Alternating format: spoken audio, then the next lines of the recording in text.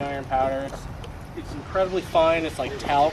It's 99 and some change percent pure iron, and we sell it by the bucket or by bulk. Goes in here. It's charged up with nitrogen, so we got a cradle of nitrogen over there. Don't use too much. It's probably up to 10 pounds per hour of powder. So if you just got a small job, a bucket will last you maybe a day.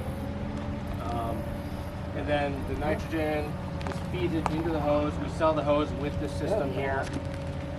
And it's a twin hose with the powder line, and then we have a protective fiberglass sleeve on the end, just because the yards are sharp. So on the torch itself, powder runs along the side of the torch. You can just have a ball valve on and off, and then it delivers it right into the flame right at the end there. So with this tip, you can cut about 24 inches of metal, like stainless or whatever else you cut. Cast.